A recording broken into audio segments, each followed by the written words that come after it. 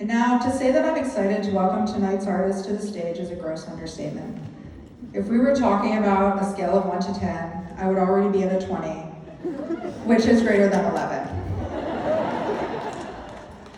The works of Neil Gaiman have that amazing knack of leaving a hell of a mark, whether it be through the endless charm and wit of the words and characters he puts on a page, or the fantastical worlds and stories he creates. And while that seems effortless at times, they always have an authenticity and sincerity that truly makes you care about what comes next. And I know I'm not the only one that has been impacted by his works, and I can see there's a couple thousand more of you here tonight.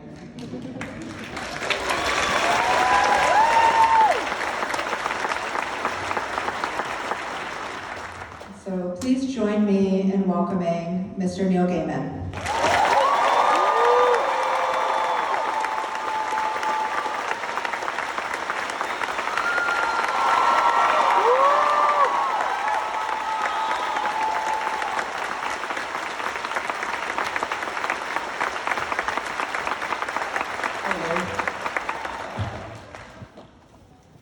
I already know one thing about the people of Eugene, Oregon, which is you're a little bit shy. And I know that because this is the questions. In Seattle, last night, there were that many questions. There were about 900, and I only got to read the first 600. The last third never got read. But what's nice about that is an awful lot more of your questions will get answered. So remember to read it well. So hello.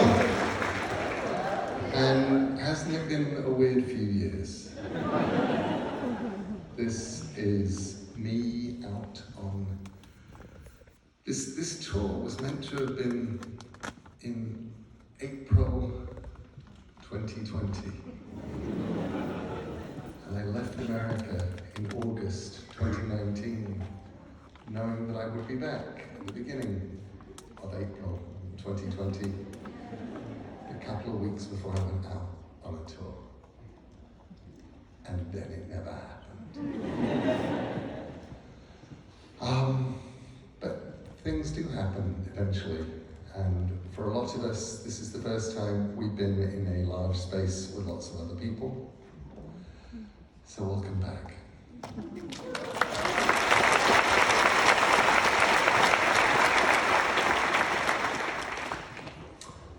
And the nice thing about having not done this for ages, which I hadn't done it like a year or so, even before I went out, and before I didn't do it.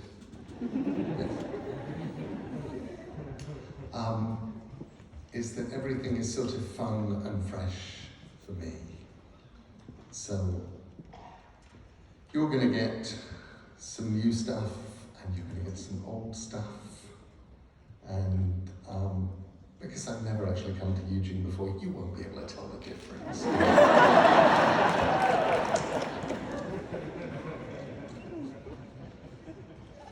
Okay, you get to pick. Let's have a vote. Just make a noise. Do you want to kick off with funny or scary? That is an overwhelming scary.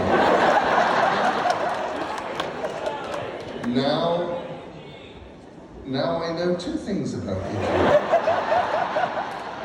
You're shy and you like to be terrified. Okay. Why don't we kick off? Why don't we kick off with something that's funny and scary?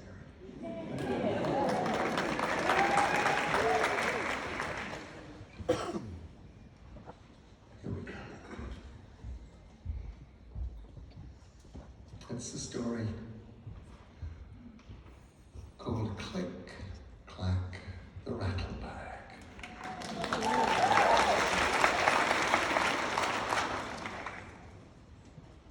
Before you take me up to bed, will you tell me a story? Do you actually need me to take you up to bed? I asked the boy. He thought for a moment, then with intense seriousness, yes, actually, I think I do. It's because I've finished my homework, and so it's my bedtime, and I am a bit scared. Not very scared, just a bit. But it is a very big house, and lots of times the lights don't work, and it's sort of dark. I reached over and tousled his hair. I can understand that, I said. It is a very big old house. He nodded. We were in the kitchen where it was light and warm. I put down my magazine on the kitchen table.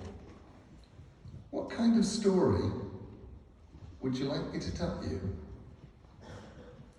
Well, he said thoughtfully, I don't think it should be too scary, because then when I go up to bed, I will just be thinking about monsters the whole time. But if it isn't just a little bit scary, then I won't be interested. And you make up scary stories, don't you? I know she says that's what you do. She exaggerates. I write stories, yes, nothing that's really been published yet though. And I write lots of different kinds of stories. But you do write scary stories. Yes. The boy looked up at me from the shadows by the door where he was waiting. Do you know any stories about Click-Clack the Rattlebag? I don't think so. Those are the best sorts of stories. Do they tell them at your school? He shrugged. Sometimes. What's a Click-Clack the Rattlebag story? He was a precocious child and was unimpressed by his sister's boyfriend's ignorance. You could see it on his face. Everybody knows them. I don't, I said, trying not to smile. He looked at me as if he was trying to decide whether or not I was pulling his leg. He said, I think maybe you should take me up to my bedroom and then you can tell me a story before I go to sleep. But probably it should be a not scary story because I'll be up in my bedroom then and it's actually a bit dark up there too. I said, shall I leave a note for your sister, telling her where we are? You can, but you'll hear when they get back. The front door is very slammy. We walked out of the warm and cozy kitchen into the hallway of the big house, where it was chilly and drafty and dark. I flicked the light switch, but the hall remained unlit. The bulb's gone, the boy said. That always happens. Our eyes adjusted to the shadows. The moon was almost full, and blue-white moonlight shone in through the high windows on the staircase, down into the hall. We'll be all right, I said. Yes, said the boy soberly. I'm very glad you're here. He seemed less precocious now. His hand found mine, and he held onto my fingers comfortingly, trustingly, as if he'd known me all his life. I felt responsible and adult.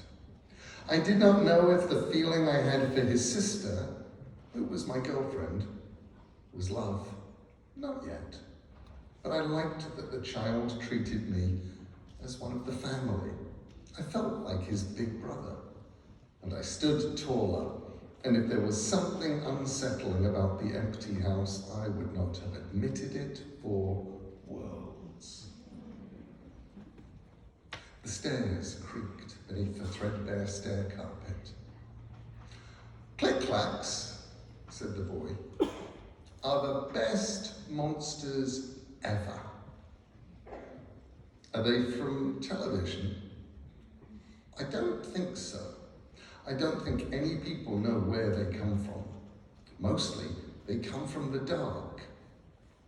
Good place for a monster to come. Yes. We walked along the upper corridor in the shadows, moving from patch of moonlight to patch of moonlight. It really was a big house. I wished I had a flashlight. They come from the dark, said the boy, holding on to my hand. I think probably they're made of dark. And they come in when you don't pay attention. That's when they come in. And then they take you back to their, not nests. What's a word that's like nests, but not? House? No, it's not a house. Lair? He was silent. Then, I think that's the word, yes, lair. He squeezed my hand. He stopped talking. Right, so they take the people who don't pay attention back to their lair. And what do then? You're monsters. Do they suck all the blood out of you like vampires? He snorted. Vampires don't suck all the blood out of you. They only drink a little bit, just to keep them going and flying around. Click-clacks are much scarier than vampires.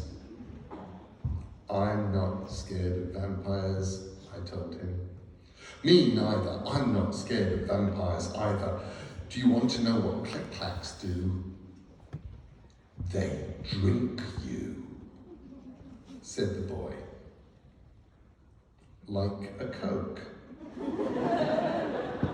Coke is very bad for you, said the boy. If you put a tooth in Coke in the morning, it will be dissolved into nothing.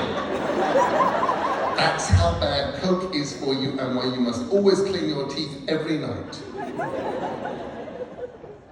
I'd heard the Coke story as a boy and had been told as an adult that it wasn't true, but was certain that a lie which promoted dental hygiene was a good lie. I let it pass.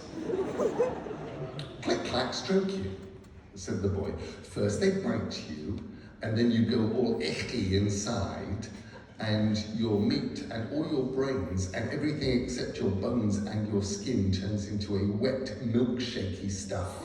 And then the click-clack sucks it out through the holes where your eyes used to be.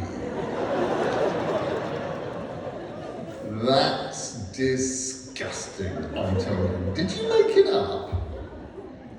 We'd reached the last flight of stairs all the way into the big house. No.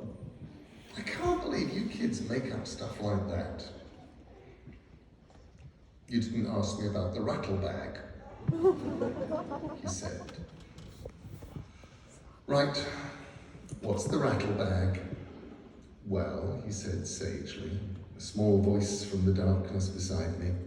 Once you're just bones and skin, they hang you up on a hook and you rattle in the wind. So, what do these click-clacks look like? Even as I asked him, I wished I could take the question back and leave it unasked. I thought, huge, spidery creatures like the one in the shower this morning. I'm afraid of spiders. I was relieved when the boy said, they look like what you aren't expecting, what you aren't paying attention to. We were climbing wooden steps now. I held on to the railing on my left, held his hand with my right as he walked beside me. It smelled like dust and old wood, that high in the house. The boy's tread was certain though, even though the moonlight was scarce.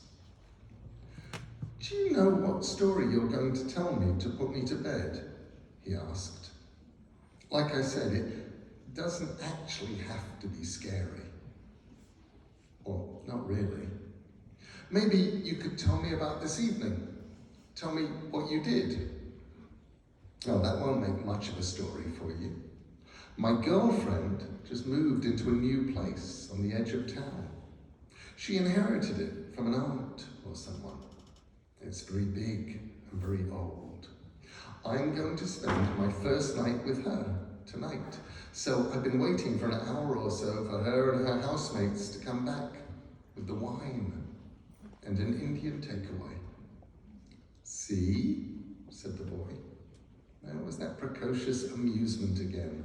But all kids can be insufferable sometimes when they think they know something you don't. It's probably good for them. You know all that, but you don't think. You just let your brain fill in the gaps. He pushed open the door to the attic room. It was perfectly dark now, but the opening door disturbed the air, and I heard things rattle gently, like dry bones in thin bags in the slight wind. Click, clack, click, clack, like that. I would have pulled away then, if I could, but small, firm fingers pulled me forward unrelentingly into the dark.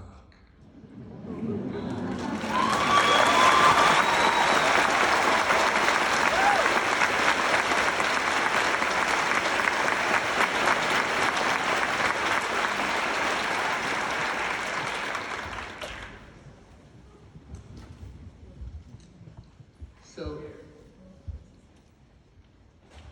one of the things I've never done, I keep meaning to, I never quite get around to it, is a book of poetry. So I left all of the poetry out of this one, but if it's poetry, it's still on sheets of paper mostly. And I thought I'd read a few that you might not have heard before.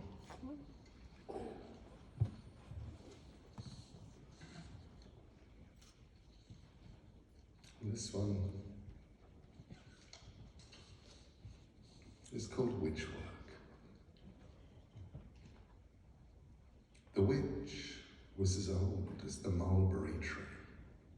She lived in the house of 100 clocks. She sold storms and sorrows and calmed the sea. And she kept her life in a box. The tree was the oldest that I'd ever seen. Its trunk flowed like liquid. It dripped with age. But every September, its fruit stained the green, as scarlet as harlots, as red as my rage. The clocks whispered time, which they caught in their gears. They crept and they chattered, they chimed and they chewed. She fed them on minutes. The old ones ate years. She feared and she loved them, her wild, clocky brood. She sold me a storm when my anger was strong and my hate filled the world with volcanoes and laughter. I watched as the lightnings and winds sang their song and my madness was swallowed by what happened after. She sold me 3 sorrows, all wrapped in a cloth.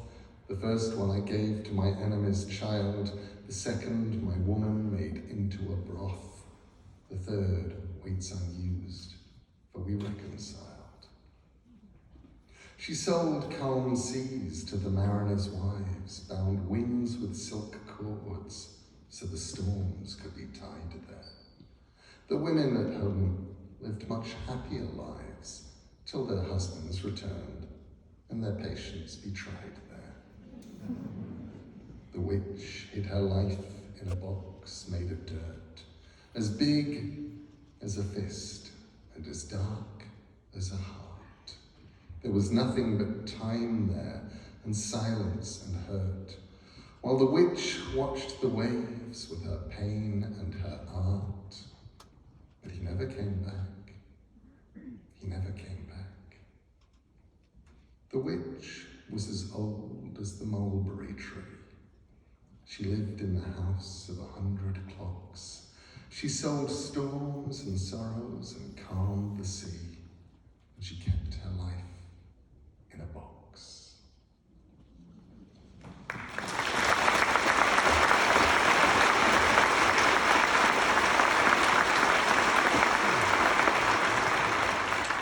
Okay, let's see.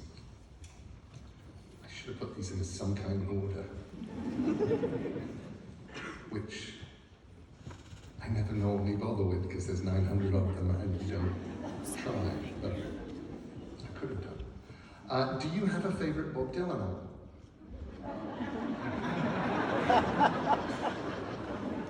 Oh, Eugene Oregon, never change. I do. It is Bringing It All Back Home, and the reason it is my favourite Bob Dylan album, apart from the fact that I really like all the songs on it, is that there's a photograph on the front of a lady sitting on a sort of chaise longue and Bob Dylan, she's wearing a red dress and in front of a big fireplace. And there's lots of sort of goofy objects on the fireplace. And that is my house. And that is my fireplace. And I bought my house from the lady in the red dress, although she was much older. And so I took a copy of Bring It All Back Home and put that on the mantelpiece. And I actually, when we first moved in, I went round the house and eventually found almost all of the things that had been on the mantelpiece. And I put them all up on the mantelpiece in the position they were, even the candlesticks and very odd puppet. I was very proud of them. And then my wife was like, "This is not a museum." They came down. You have many of your stories adapted into other mediums. Are there any particular aspects of the adaptation process you like or dislike? Well, the part that I dislike the most is when I don't have any control. And people take stuff that I've written and turn it into something, and I look at it and go, oh no, it really was not meant to be that. The part that I like best is if somebody does something that is even cooler than the thing I made, or finds what is cool about the thing I made and makes that happen in another medium. In London's West End right now, we're in the last 2 weeks of Ocean at the End of the Lane, which was done by the National Theatre. And it's astonishingly good, which I did not know if it was going to be until I saw the first full run-through. But that isn't what's amazing about it. What's amazing about it is not that it's astonishingly good, it's not that it's powerful, it's that it makes people cry. And it doesn't make them cry because sad things are happening necessarily, it makes them cry because big things are happening. All of a sudden you're feeling things, and the things that you're feeling are too big and complicated to feel, and so it somehow drips out of your eyes. And I thought it was just me the first time it happened. I was sitting there in a rehearsal room at the back of the National Theatre, and they did a run-through without costumes, without anything particularly, it was just a run-through done for me. And by the end of it, and also the lights were all on. There was no stage lighting. And I'm sitting there and going, okay, I'm crying. I hope they haven't noticed. I'm just going, oh yeah, something's on my face. And I thought, okay, that was just me. That will never happen again. And then 10 days later, I'm at the first night. And I'm sitting there, and on one side of me is my wife, and she is crying. That is not unexpected, because she can do things like that. But next to me, on the other side, is a Daily Telegraph theatre journalist. And I'm watching big sploshy tears hit his notebook. And I'm going, okay, that doesn't happen for me. So I think that really is the thing that I love the most about other people's adaptations. And the aspect of the adaptation process that I personally like when I'm adapting, what I like the most is casting. Because when you get it right, there's a sort of magic, it's an extra bit of magic that you never expected. With Sandman, one of the things that I love is Tom Sturridge, who plays Morpheus. None of you have seen him play Morpheus yet, but I have. And Tom was like the fifth person that we auditioned. And literally we got like 5-10 audition tapes in the first week, and there was Tom, and it's like, oh, this is brilliant. Yeah, that's what we want. Okay. And I thought we'd have like a dozen like him very, very soon. English actors with great cheekbones. And then the auditions continue to come in, and after a couple of hundred, it's like, okay, so we still have a short list of Tom Sturridge. And that's really interesting. We sort of went to Netflix and said, okay, we found him. They're like, you must keep looking. You should have a longer shortlist. We were expecting to see like 10 people or at least 5 people. And we're like, yeah, but it's Tom. And then the world went into lockdown. And Netflix said to us, while the world's in lockdown, maybe you could just audition a few. Obviously, there are actors with great cheekbones, somewhere on this planet that you have not yet auditioned. By the end of it, I think I'd seen about 1,500 Morpheus auditions. And Lucinda Sison, who was our casting director, had filtered out any that she didn't think were good enough even to be considered. So I think she must have seen somewhere between 4,000 and 5,000 Morpheuses.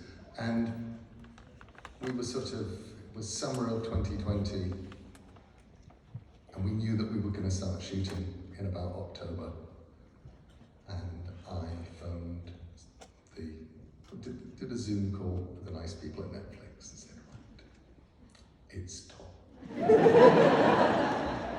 And it is. And the joy of that thing happening on the screen, and the joy of Tom Sturridge, who I actually finally got to hang out with because we were doing some press stuff a few weeks ago.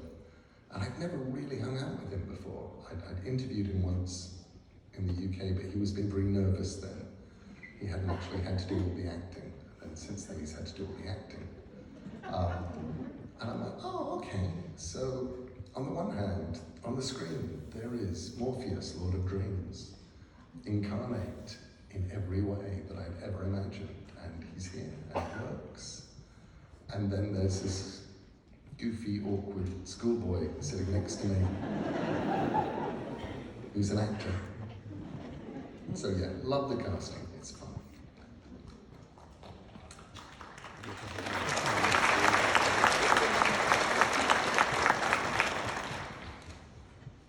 Here's another one, very similar. What's your favourite adaptation of your work and favourite casting choice?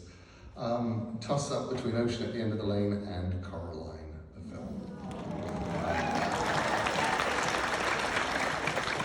Incredibly fond of Coraline. I just think, what Henry Selick did was magic, and what the hundreds of people at Leica who made it. But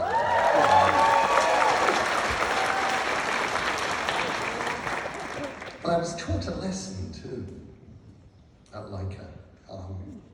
I did a signing there while Coraline was being made.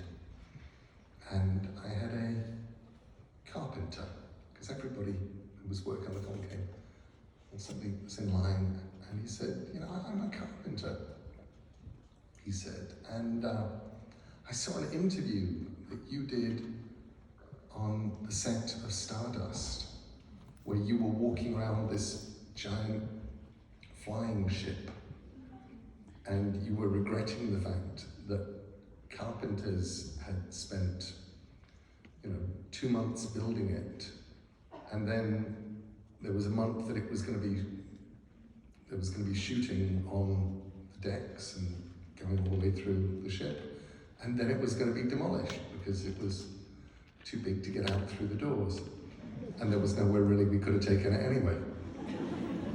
And I said yes, and I felt very, very guilty about that. He said, if it wasn't for you, I'd be making closets.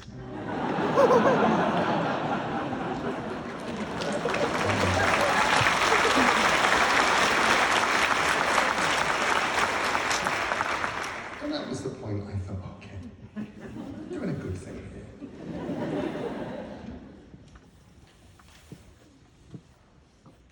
Let's do another story.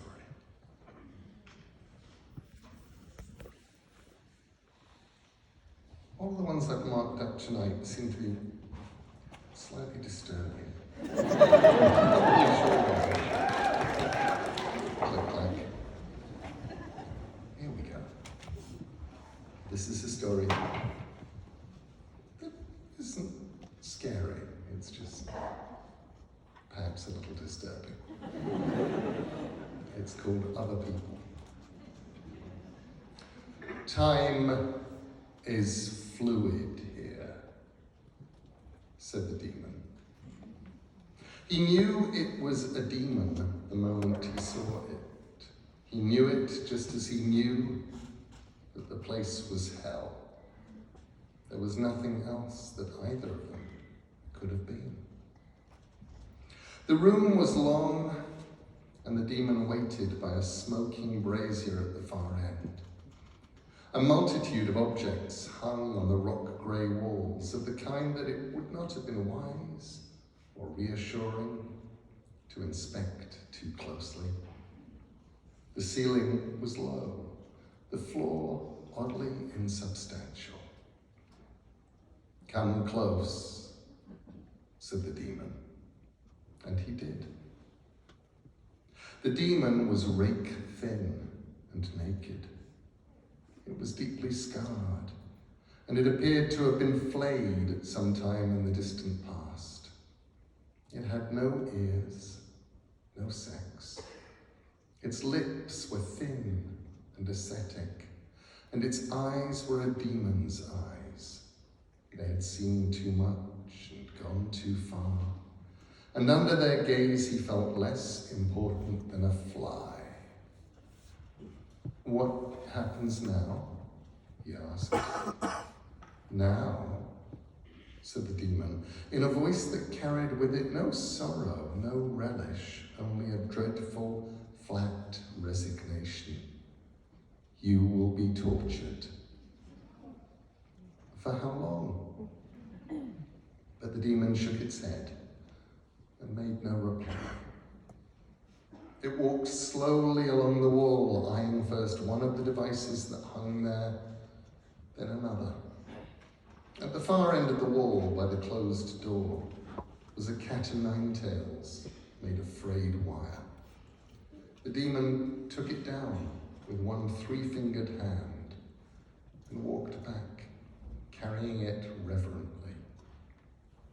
It placed the wire tines onto the brazier and stared at them as they began to heat up. That's inhuman, yes. The tips of the cat's tails were glowing a dead orange. As the demon raised its arm to deliver the first blow, it said, "In time, you will remember even this moment with fondness." You're a liar. No, said the demon. The next part, it explained, in the moment before it brought down the cat. is worse. Then the tines of the cat landed on the man's back with a crack and a hiss, tearing through the expensive clothes, burning and rending and shredding as they struck, and not for the last time in that place, he screamed. There were 211 implements on the walls of that room, and in time, he was to experience each of them. When, finally, the Lazarene's daughter, which he had grown to know intimately, had been cleaned and replaced on the wall in the 211th position, then through wrecked lips, he gasped, "Now what?" "Now," said the demon, "the true pain begins." It did. Everything he had ever done that had been better left undone. Every lie he had told to himself, told to others. Every little hurt and all the great hurts. Each one was pulled out of him, detail by detail, inch by inch. The demon stripped away the cover of forgetfulness, stripped everything down to truth, and it hurt more than anything. "Tell me what you thought as she walked out the door," said the demon. "I thought my heart was broken." "No," said the demon without hate. "You didn't." It stared at him with expressionless eyes, and he was forced to look away. "I thought, now she'll never know I've been sleeping with her sister." The demon took apart his life, moment by moment, instant to awful instant. It lasted 100 years, perhaps, or 1,000. They had all the time there ever was in that grey room. And toward the end, he realized that the demon had been right. The physical torture had been kinder. And it ended. And once it had ended, it began again. There was a self-knowledge there he had not had the first time, which somehow made everything worse. Now, as he spoke, he hated himself. There were no lies, no evasions, no room for anything except the pain and the anger. He spoke. He no longer wept. And when he finished 1,000 years later, he prayed that now the demon would go to the wall and bring down the skinning knife, or the choke pear, or the screws. "Again," said the demon. He began to scream. He screamed for a long time. "Again," said the demon when he was done, as if nothing had been said. It was like peeling an onion. This time through his life, he learned about consequences. He learned the results of things he had done, things he had been blind to as he did them, the ways he had hurt the world, the damage he had done to people he had never known or met or encountered. It was the hardest lesson yet. "Again," said the demon 1,000 years later.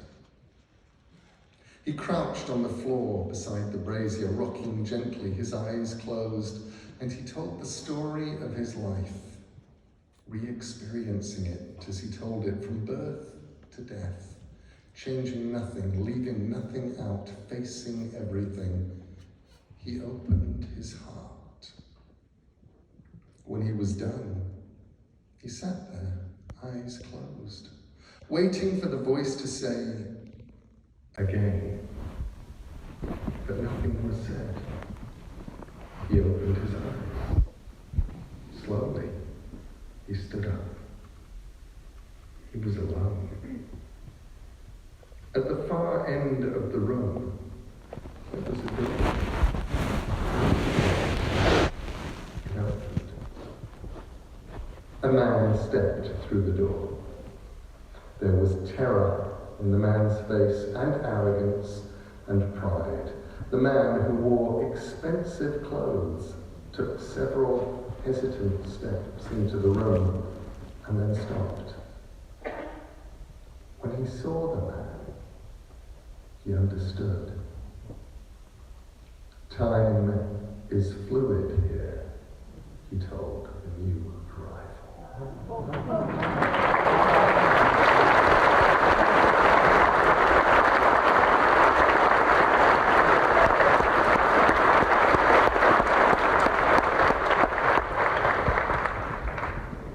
Welcome, Neil. Thank you. It is said there is a portal from Wisconsin to Eugene, Oregon. For those of us who have relocated here, obviously hundreds of you, can you tell us where in Wisconsin some of your inspiration comes from? Thanks, Jess, from Stockholm, Wisconsin.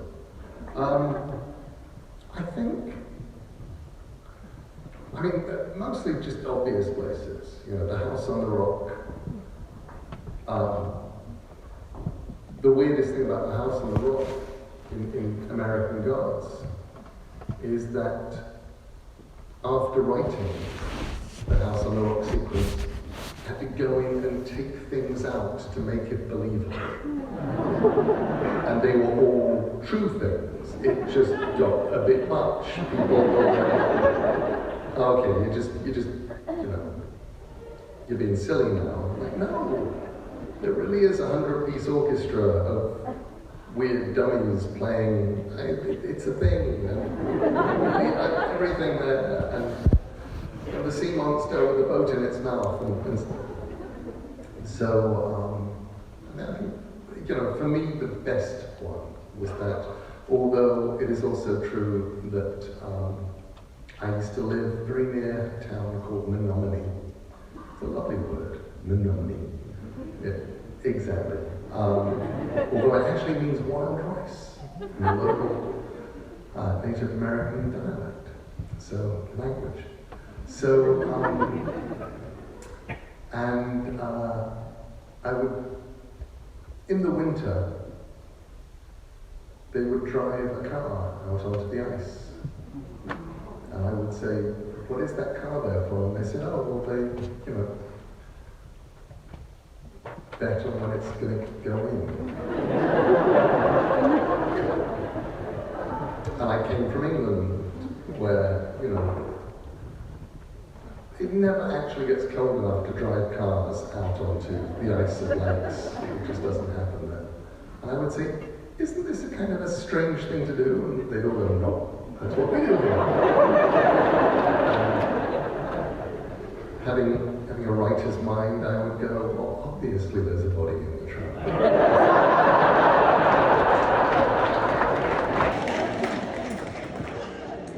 Next question is Lord of the Rings or Harry Potter? Lord of the Rings. Got it.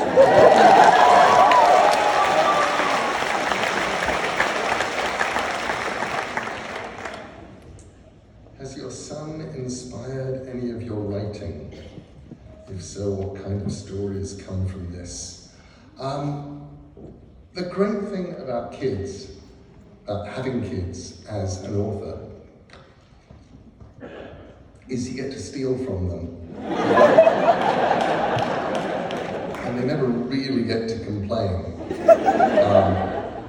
And even if they try in a kind of half-hearted way, you can always point out that, they're the thing that you stole from them, paid for their college.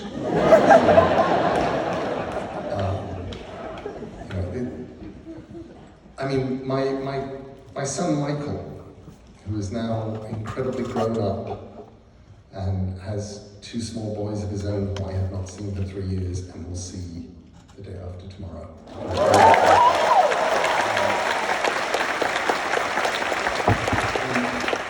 He now does things whereby the search on a YouTube page it's him. But my fondest memory of him was the point where he was about 4, I told him, I think it's your bedtime, you should go to bed. He's like, but I have to watch television. I said, yeah, but it is your bedtime, so no more television, and now you have to go to bed. He looked at me furiously, and he said, "Rah! I wish I didn't have a dad." He said, I wish I had. And then he stopped because he was 4 and he hadn't thought through that sentence. And he stopped to think for a bit and he said, I wish I had goldfish. And I'm like, I think I've just been handed a book called The Day I Swapped My Dad for 2 goldfish.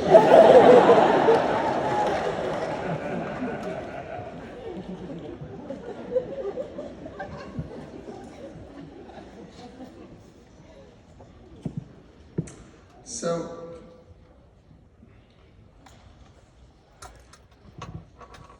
I read this in Boston about 3 nights ago, and only read it because an artist named Neil Adams has just died. Neil Adams was an astonishing comics artist. He did amazing things for the industry. He was the person who fought and won for Jerry Siegel and Joe Shuster, who created Superman and sold all the rights to Superman for $150 in 1938-ish, 37.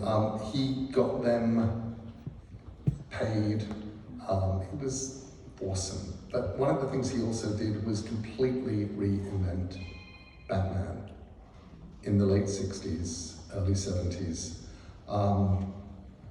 And he reinvented Batman in a way that meant that I, who had thought of Batman as one thing, suddenly got to see a completely different Batman, one with very long, pointy ears that I could draw on the cover of the exercise book in school, and I did.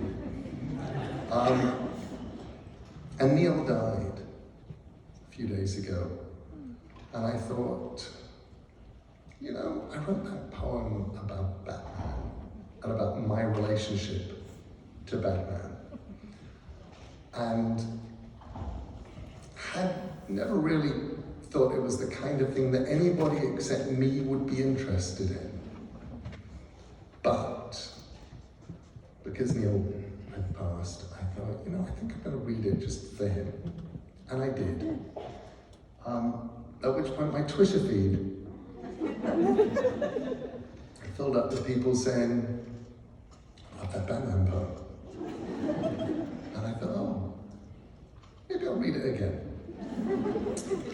And so this is me going, I think I'll read it again. It's called Watching from the Shadows, and it's, if you know nothing at all about Batman, or my life, either, it may be a bit opaque, otherwise, it's basically, it's my life, it's Batman. I do leave out perhaps the best tiny true life oddity in here, because it just didn't fit into the poem, there wasn't room for it. But I did actually, when I learned about Batman, it was from my father. I would have been 4 or 5 years old. And my dad mentioned to me, and I still don't know why, that there was a television series in America of Batman. And I said to him, what's Batman? And he said to me, it's a man who dresses up as a bat and fights crime. I didn't know there was an animal called a bat. But I knew there were cricket bats. in my head for the next half a year or so until I saw some Batman imagery. I knew that Batman was this guy who dressed up as a cricket bat.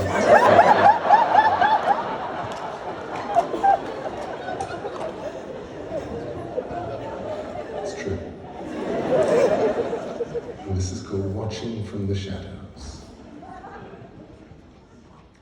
Forward and back, there's no rhyme, there's no confluence. Everything's happening now in the spotlight and now in the shadows and now in the aftermath, it's still beginning.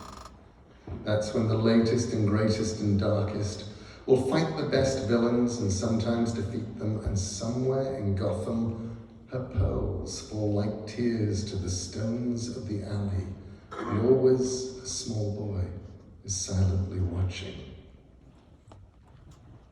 There are so many Batmans in my mind. Some clamber sidewise up buildings, drop from hang gliders, erupt from sewers, ride a black horse, hover bodiless above Gothic manses.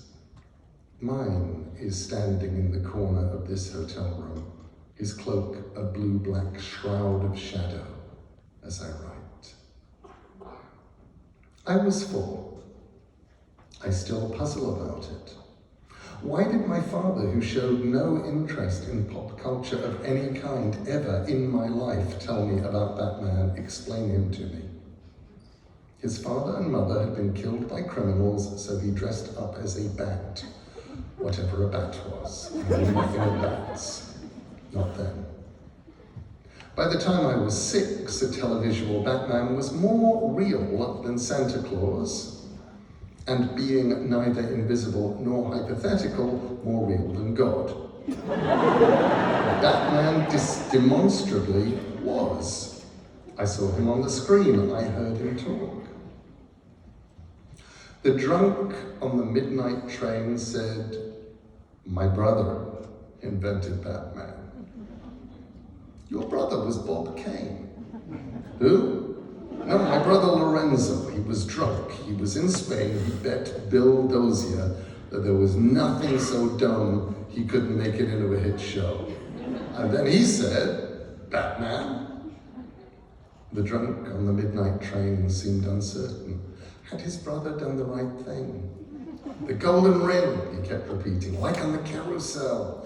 You only ever get one chance to grab the golden ring. Grab the golden ring, kid. Grab the golden ring."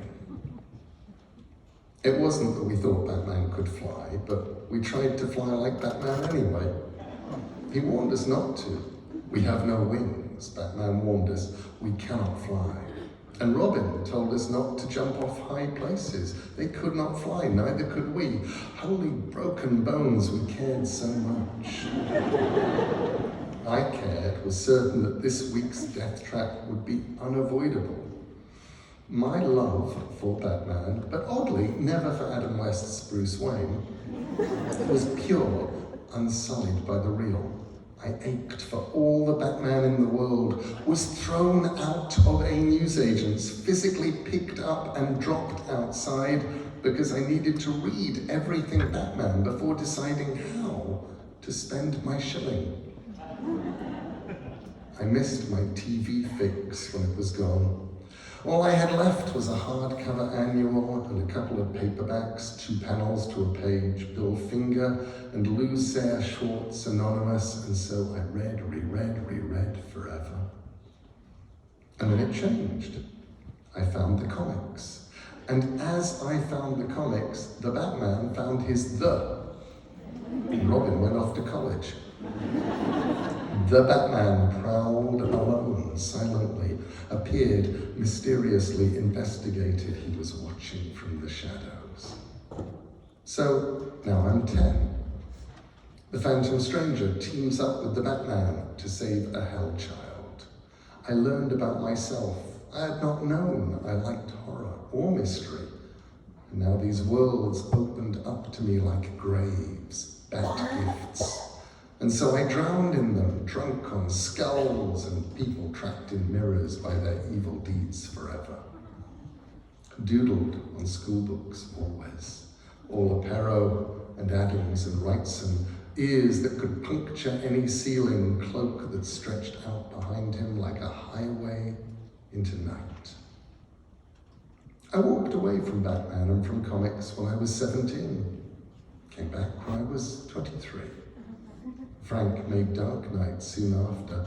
I was reading it in black and white photocopies, heart filled with joy and the need to evangelize. I became a fire and brimstone prophet, desperate to tell an unheeding world that this was art this time. Listen, I thundered and Cassandra'd and explained. Juvenile dreams made real, and I was a convincer. And then one day, I wrote words for Batman. Told him what to do. I had the joy in my bones that only the gods know of creation as I made Batman talk, looked out through his eyes. This was what being adult was for. Everything I'd gone through in my life was all for this. I grabbed that golden ring. This was just joy. I put the Riddler in a junkyard of oversized advertising props. I told people I loved the things they laughed at. I gave the Riddler back a bowler hat. They let me write a love song for my childhood self. They let me kill Batman too, but that will be later. It's 1989, and Harlan is phoning to shout at me because I had Batman in a hotel room without a search warrant. I didn't think Batman got search warrants. I thought the whole point of being Batman was not having search warrants. Batman had a mask and shadows, he had the night, it was enough. And now it's 2008. And I'm killing the Batman in a hotel room in Hong Kong, taking all my love and crumpling it up small. No irony or cleverness, just life and death, a cycle of existence, stories I never had to write.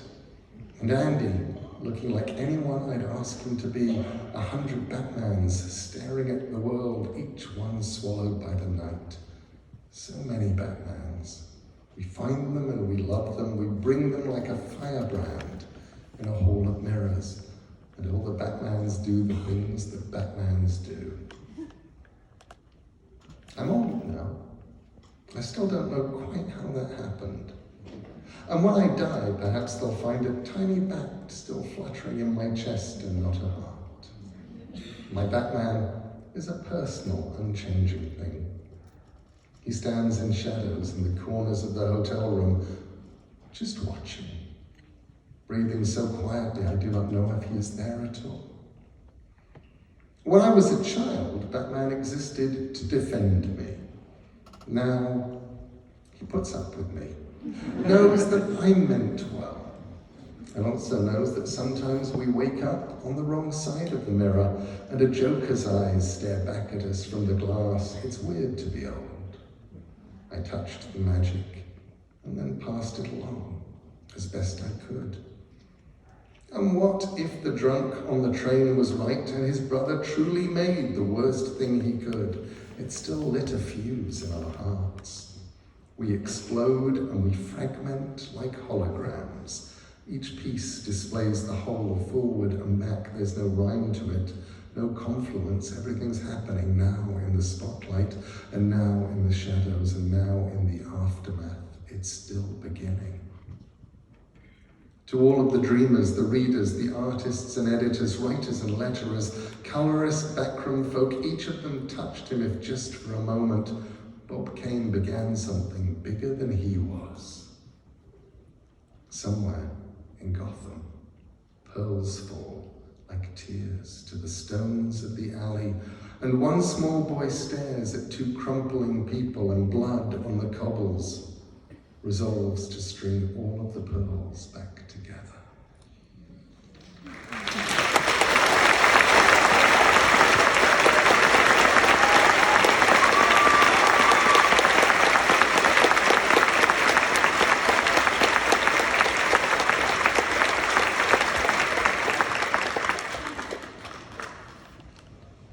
People will say, so what did he talk about? And you can say, well, he read a poem about Batman. People will go, that sounds very on brand. Do you have any advice for a writer wanting to become an author? honestly stick with being a writer.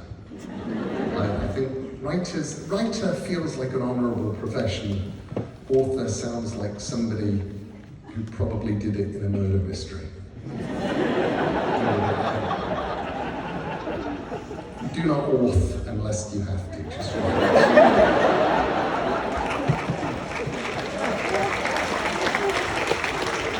Is there a story you wished you had written but haven't just yet? What is preventing you from doing so? There's, I think at this point right now, 4 books that I've started, and they're basically waiting for me to finish show-running 2.5 TV series. And to get enough time and headspace to go back to and finish them off.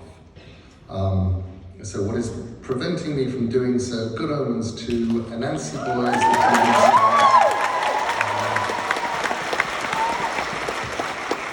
and sort of Sandman, although we actually finished all of season 1 on Sandman, that's all done now.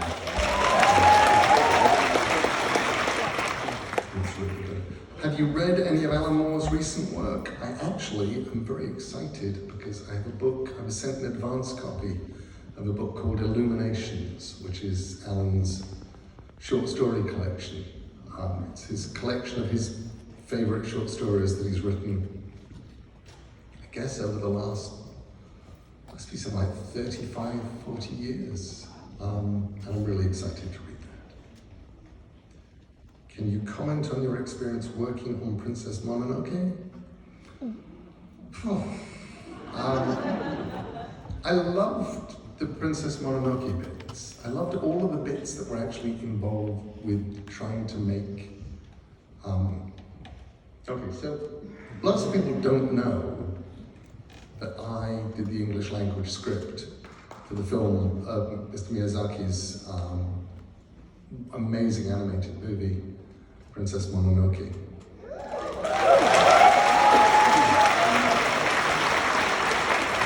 One reason people don't know that is because there was a point coming up to the release. The release was just about to happen, and Studio Ghibli looked at the poster that was sent to them, and they said, "We think there are too many names on this poster."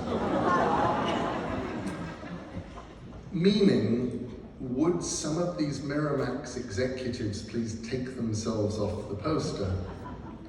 But what Miramax executives did was look down the list and find anybody whose name could be contractually removed from the poster without causing problems, and that was me. So as a result of which, my name was off the poster, and having gone off the poster, it also went off the sort of the list of who made it credits. Oh. So lots of people don't know that I did it. But what I like about that is that people who don't know that I did it, if they're watching Princess Mononoke, often miss, because it goes by so fast, the English script adapted by. But because it hovers on the screen a little bit longer at the end, they notice that I did the English translation of the words of the song. And then people say to me, you did the song. I did all of it. It was marvelous, it was wonderful, and I'm enormously glad that I got involved. I got to watch the entire sort of process of the thing being made, and I got to watch a man called Harvey Weinstein, who is now in prison, although not for that,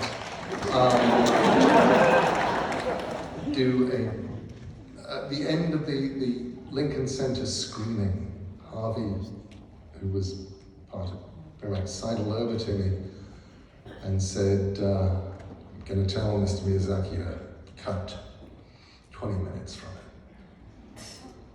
And now we just had a standing ovation.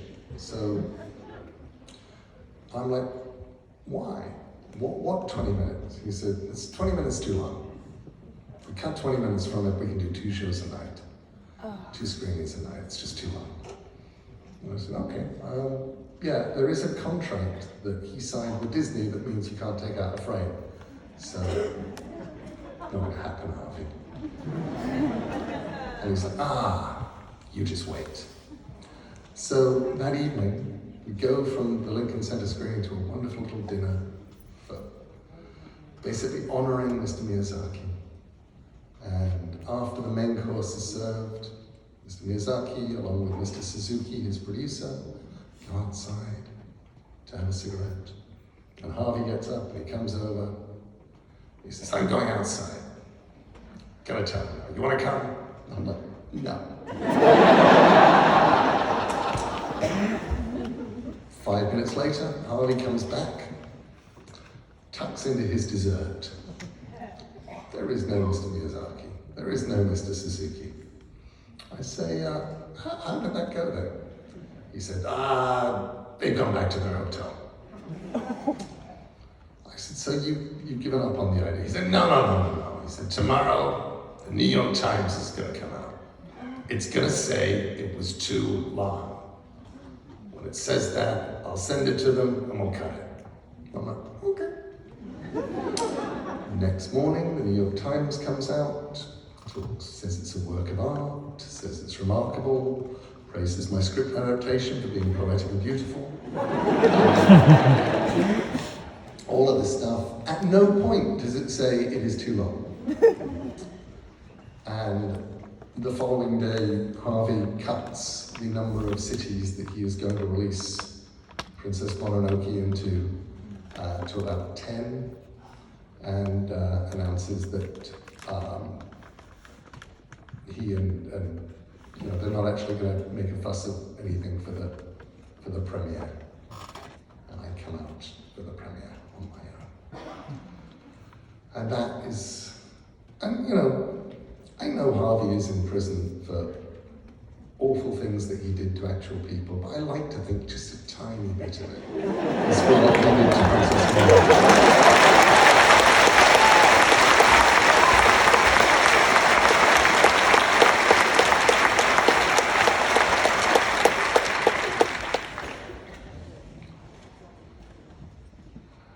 This is a story that I wrote for a thing called a calendar of tales. I wrote one story each month of the year. And this is the one for October. Woo!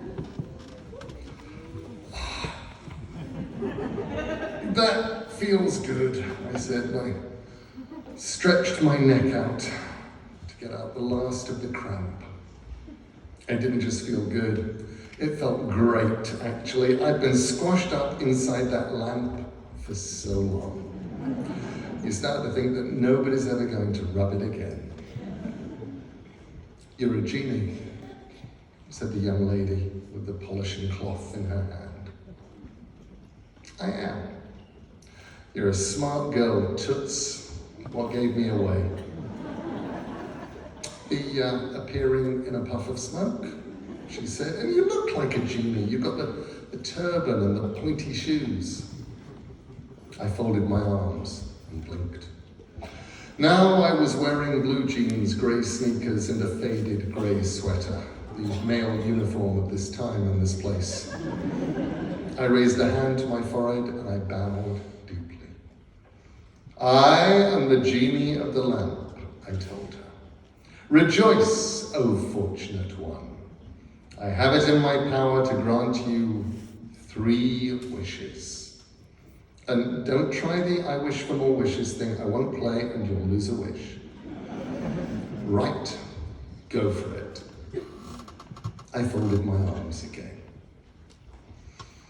No, she said, I mean, thanks and all that, but it's fine, I'm good. Honey, I said, Toots, sweetie, perhaps you misheard me. I'm a genie. And at 3 wishes, we're talking anything you want. You've ever dreamed of flying? I can give you wings. You want to be wealthy, richer than Croesus. You want power. Just say it. 3 wishes, whatever you want. Like I said, she said, thanks, I'm fine. Would you like something to drink? You must be parched after spending so much time in that lamp. Wine? Water? Tea? Actually, now she came to mention it, I was thirsty. Do you have any mint tea? She made me some mint tea in a teapot that was almost a twin to the lamp in which I'd spent the greater part of the last 1,000 years. Thank you for the tea. No problem. But I don't get it. Everyone I've ever met, they start asking for things. A fancy house, a harem of gorgeous women, not that you'd want that, of course. I might, she said. You can't just make assumptions about people. Oh, and don't call me Toots or Sweetie or any of those things. My name's Hazel. Ah, I understood. You want a beautiful woman, then. My apologies, you have but to wish. I folded my arms. No, she said, I'm good. No wishes. How's the tea? I told her that the mint tea was the finest I had ever tasted. She asked me when I had started feeling a need to grant people's wishes, and whether I felt a desperate need to please. She asked me about my mother, and I told her she could not judge me as she would judge mortals. I was a djinn, powerful and wise, magical and mysterious. She asked me if I liked hummus, and when I said that I did, she toasted a pita bread and sliced it up for me to dip into the hummus. I dipped my bread slices into the hummus and ate it with delight. The hummus gave me an idea. Just make a wish, I said helpfully, and I could have a meal fit for a sultan brought into you. Each dish would be finer than the one before, and all served upon golden plates. And you could keep the plates afterwards. It's good, she said with a smile. Would you like to go for a walk? We walked together through the town. It felt good to stretch my legs after so many years in the lamp. We wound up in a public park, sitting on a bench by a lake. It was warm but gusty, and the autumn leaves fell in flurries each time the wind blew. I told Hazel about my youth as a djinn, of how we used to eavesdrop on the angels and how they would throw comets at us if they spied us listening. I told her of the bad days of the djinn wars and how King Suleiman had imprisoned us inside hollow objects, bottles, lamps, clay pots, that kind of thing. She told me of her parents, who were both killed in the same plane crash and who'd left her the house. She told me of her job, illustrating children's books, a job she had backed into accidentally at the point she realized she would never be a really competent medical illustrator, and of how happy she became whenever she was sent a new book to illustrate.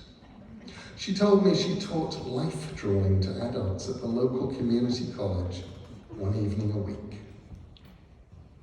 I saw no obvious flaw in her life, no hole that she could fill by wishing, save one. Your life is good, I told her, but you have no one to share it with. Wish, and I will bring you the perfect man or woman, a film star, a rich person. No need. I'm good, she said. We walked back to her house, past houses dressed for Halloween. This is not right, I told her. People always want things. Not me. I've got everything I need. Then what do I do? She thought for a moment, and she pointed at her front yard. Can you rake the leaves? Is that your wish? No, which is something you could do while I'm getting our dinner ready. I raked the leaves into a heap by the hedge to stop the wind from blowing it apart. After dinner, I washed up the dishes. I spent the night in Hazel's spare bedroom. It wasn't that she didn't want help. She let me help. I ran errands for her, picked up art supplies and groceries. On days she had been painting for a long time, she let me rub her neck and shoulders. I have good firm hands. Shortly before Thanksgiving, I moved out of the spare bedroom, across the hall, into the main bedroom and Hazel's bed. I watched her face this morning as she slept. I stared at the shapes her lips make when she sleeps. The creeping sunlight touched her face and she opened her eyes and stared at me and she smiled. You know what I never asked, she said, is what about you? What would you wish for if I asked what your 3 wishes were? I thought for a moment. I put my arm around her and she snuggled her head into my shoulder. It's okay, I told her. I'm good.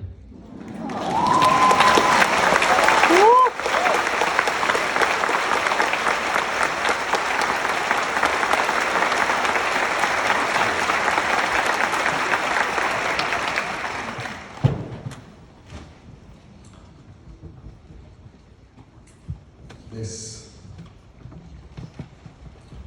is an old favorite that I haven't read for a very long time, but it was a request, and it's called Instructions. Touch the wooden gate in the wall you never saw before. Say, please, before you open the latch. Go through. Walk down the path. A red metal imp hangs from the green painted front door as a knocker. Do not touch it. It will bite your fingers. Walk through the house. Take nothing. Eat nothing. However, if any creature tells you that it hungers, feed it. If it tells you that it is dirty, clean it. If it cries to you that it hurts, if you can, ease its pain. From the back garden, you will be able to see the wild wood. The deep well you walk past leads down to winter's realm. There is another land at the bottom of it. If you turn around here, you can walk back safely. You will lose no face. I will think no less of you. Once through the garden, you will be in the wood. The trees are old. Eyes peer from the undergrowth. Beneath a twisted oak sits an old woman. She may ask for something, give it to you. She will point the way to the castle. Inside it are 3 princesses. Do not trust the youngest. Walk on.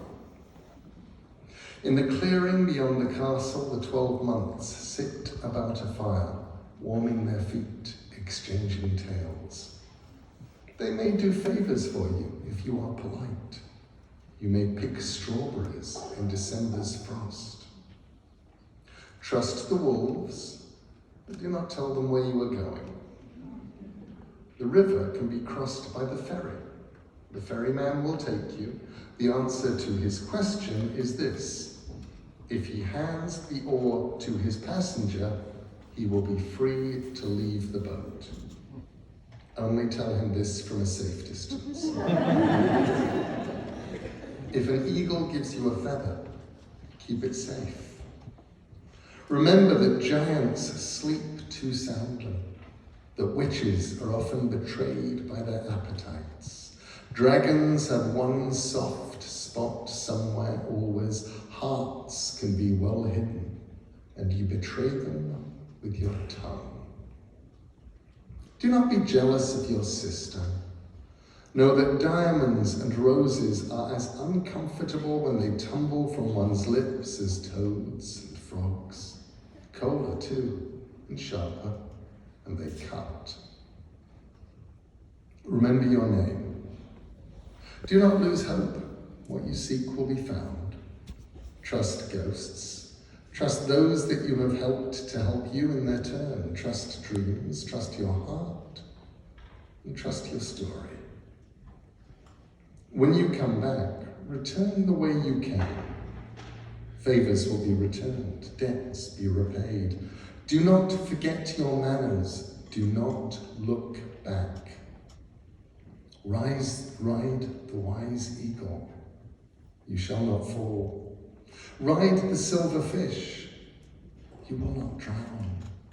Ride the grey wolf. Hold tightly to his fur. There is a worm at the heart of the tower.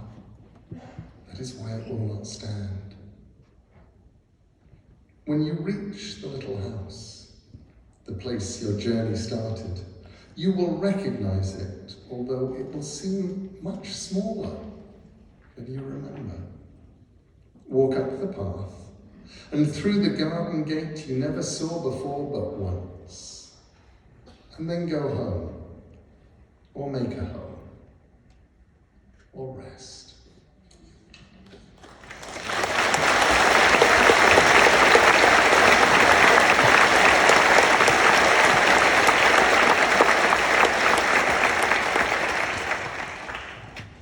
Will Ocean at the End of the Lane get a theatrical release?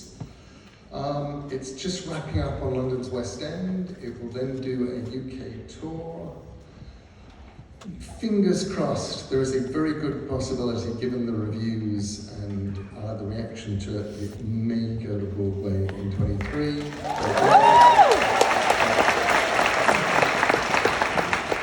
When I asked if there was any possibility that I might be able to get the enormous neon sign for it that sits outside the West End Theatre when they were done with it, I was told, we'll need that for Broadway now.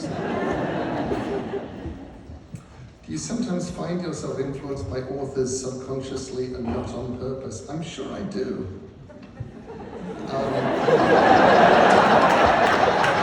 But the nice thing about when you're being influenced subconsciously and not on purpose is you don't know. You've just been influenced. You know about the on purpose ones.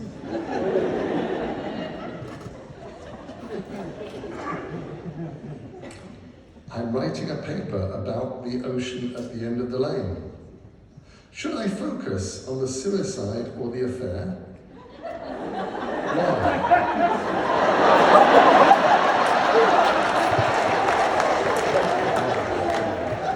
I am not doing your homework.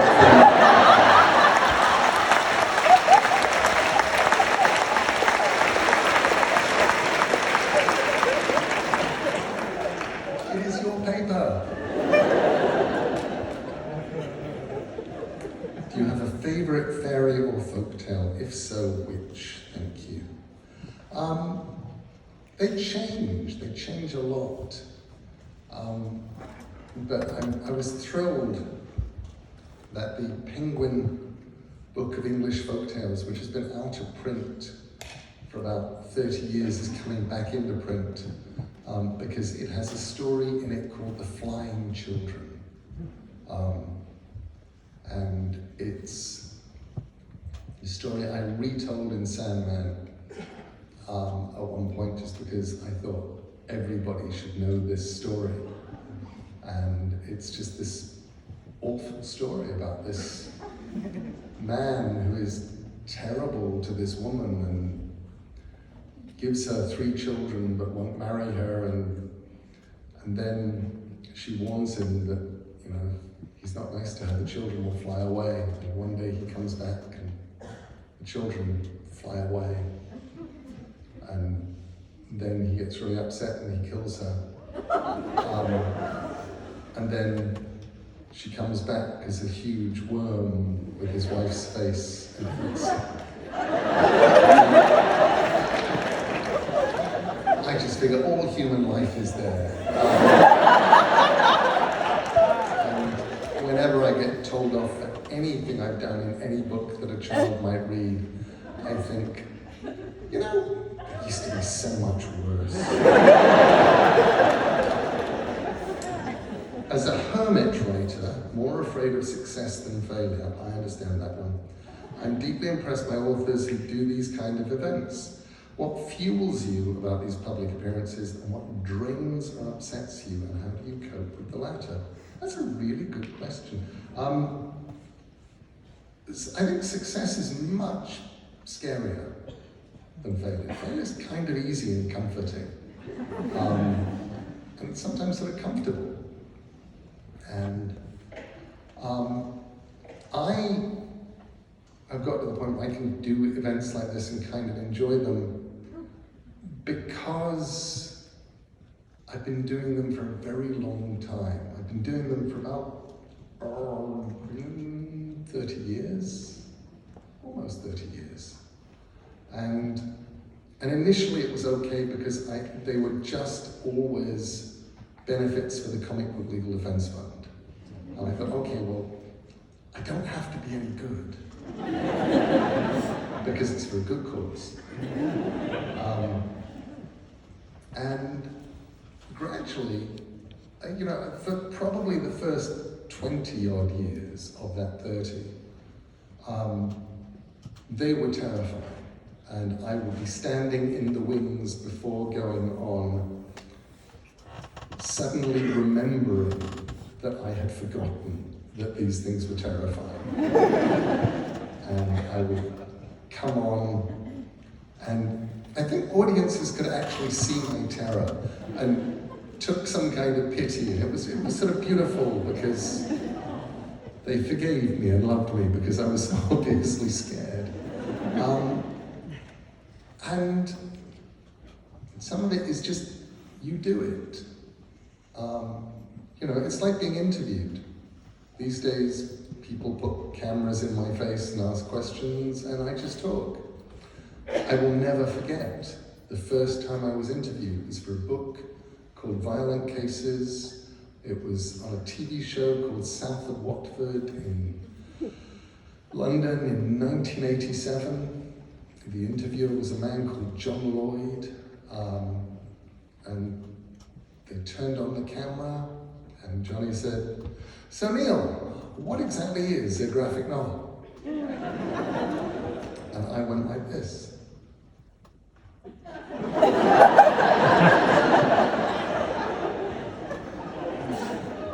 And after a while, Johnny said, "Cut." And I said, "Neil, it's okay. This is, we won't use that. Just take a deep breath and I'll ask you again about graphic novels." And the second time I kind of did it okay. I was still terrified. And you can actually watch that interview online.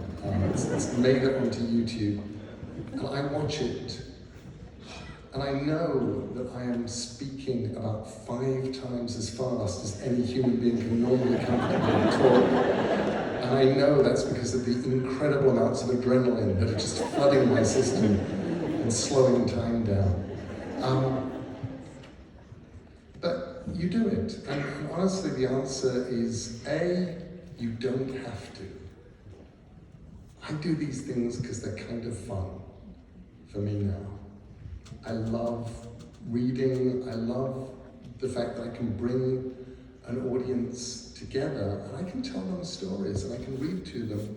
And there's a magic. It's just a magic when you hear everybody laughing at the same time, or a sharp intake of breath as everybody figures out that the protagonist is in trouble. You get that sort of, it's special. And also, nobody reads to adults anymore. They think we've sort of got beyond that, and we really haven't.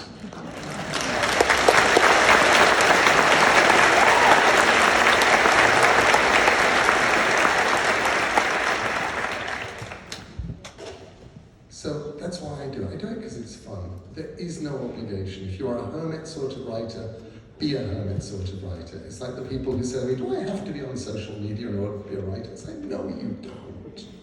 Do not believe anybody who says you do. All you have to do is write good books. Everything else will take care of itself.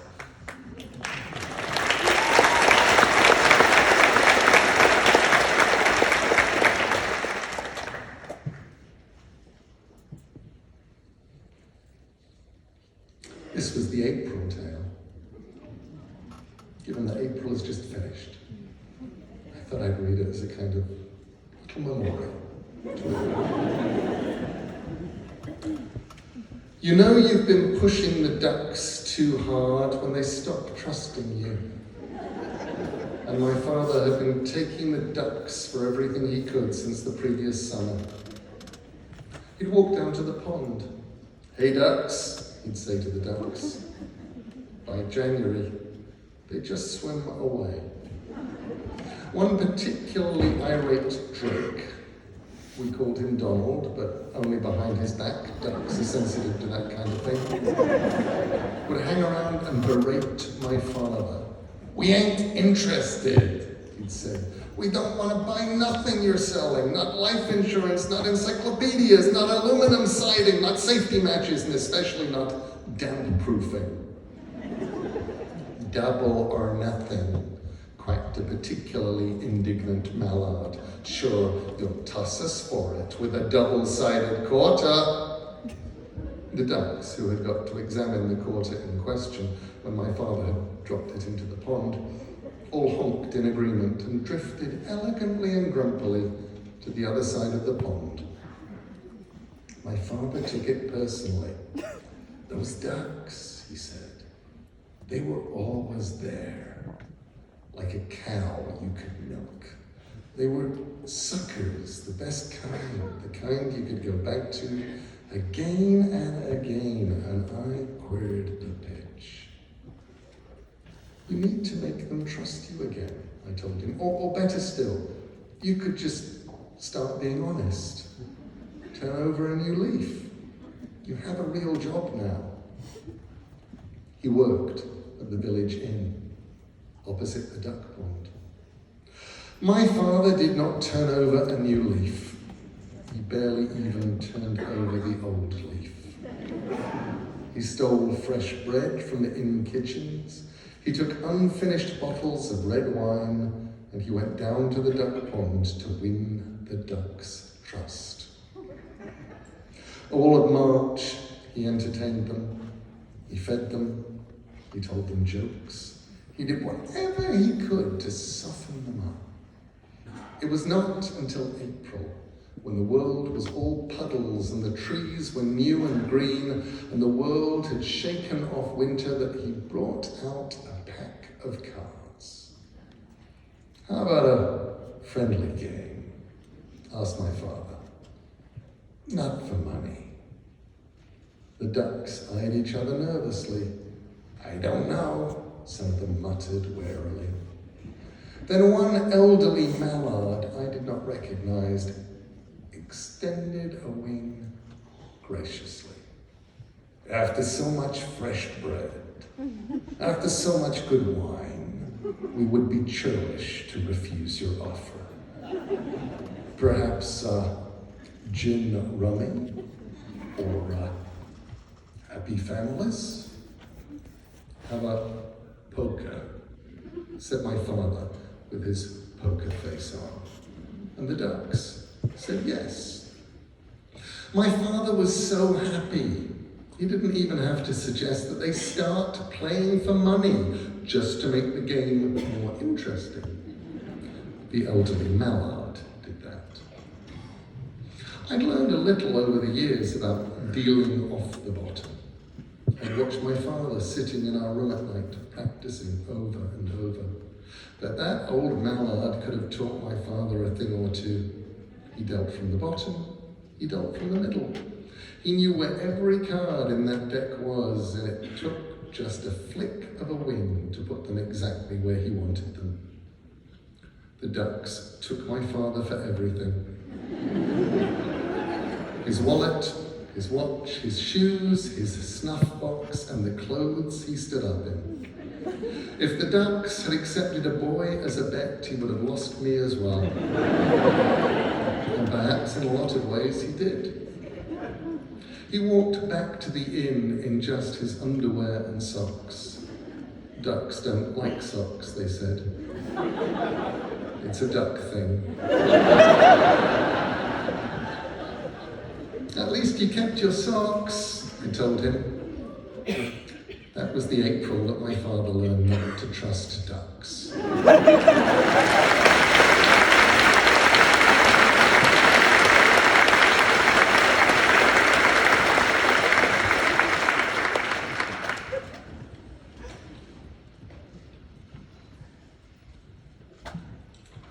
This was also a request.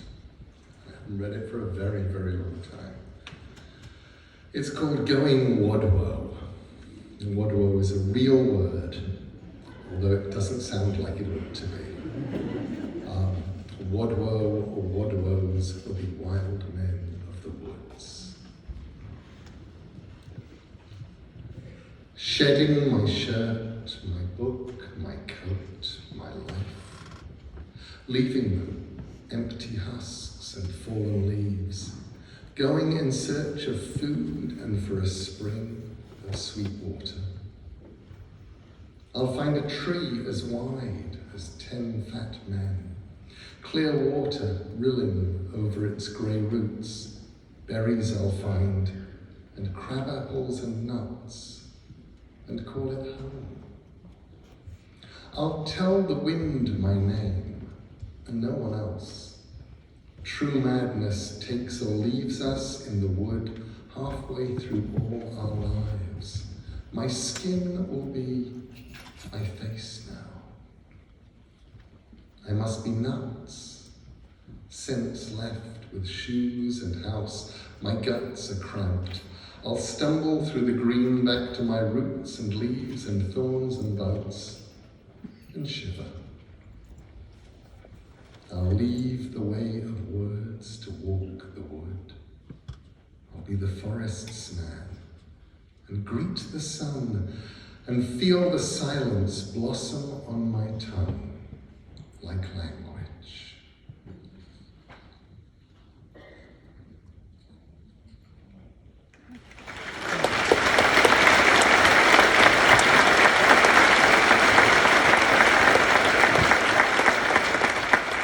Have you ever created a character for one story, then realized it belonged in another? Mr. Croup and Mr. Vandermeer in Neverwhere, who were just inspired by seeing two very scary people walking down a road towards me when I was about 17. I used to put them in everything I wrote, all these unfinished novels, and they just sort of hung around, and eventually they were continued. What is the best life advice you have received? I think I put this once in a thing I did called Make Good Art. But the best life advice I ever received, which I didn't really do, but it was the best life advice I've ever received, was from Stephen King in 1992. And Steve turned up at a signing that I was doing to invite me to dinner. And the signing line was incredibly long, which meant that by the time that I had finished the signing, all dinners were over and done with, and I wound up sitting on the floor of his hotel room eating a room service hamburger. And Steve said to me, you know, all of this, it's pretty fantastic. You should enjoy it. And I never managed to. I'd just worry about it. And I'd go, am I doing this right? And looking back, you know, the times that I do best are the times where I go, actually, I ought to enjoy this. This is pretty cool. And every now and then I just carve out little time for myself and enjoy it. So that was the best advice I ever got.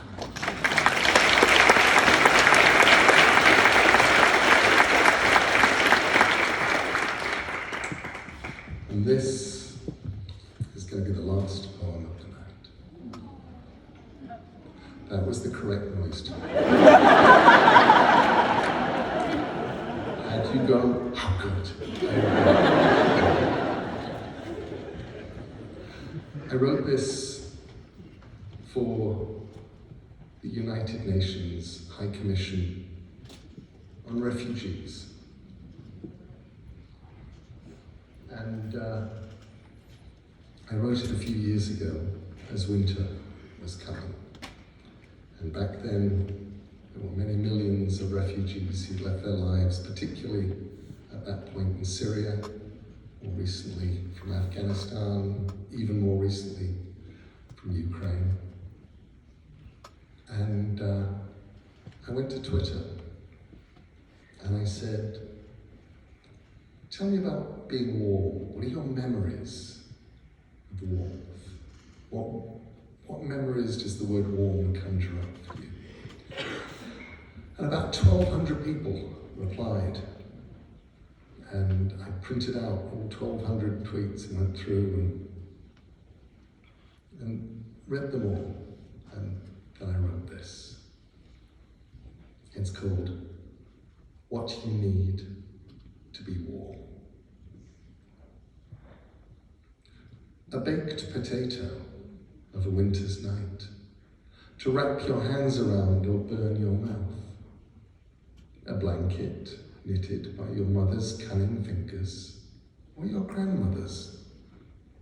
A smile, a touch, trust, as you walk in from the snow or return to it, the tips of your ears pricked pink and frozen.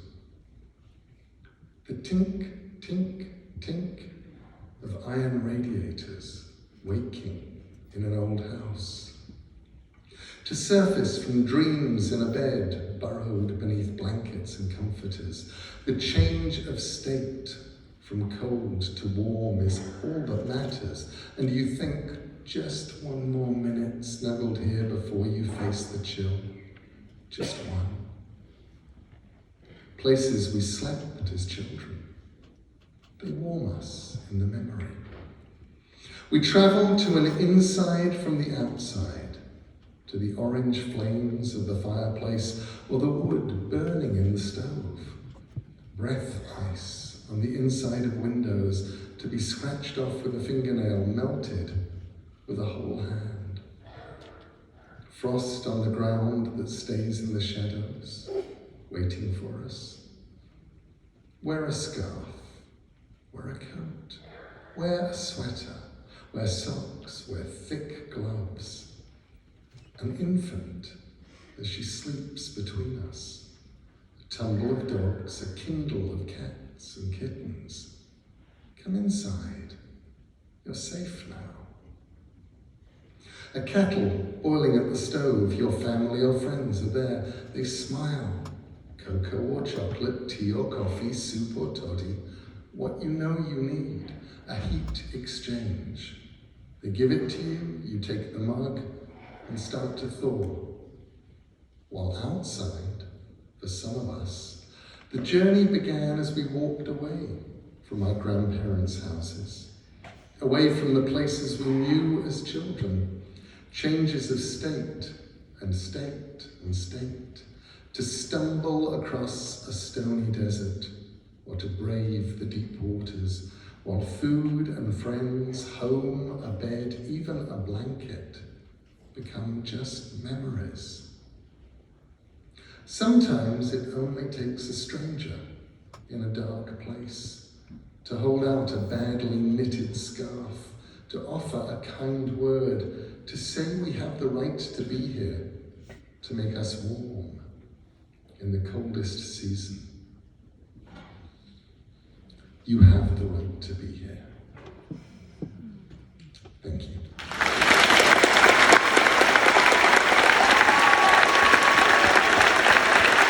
Thank you so much for having me here.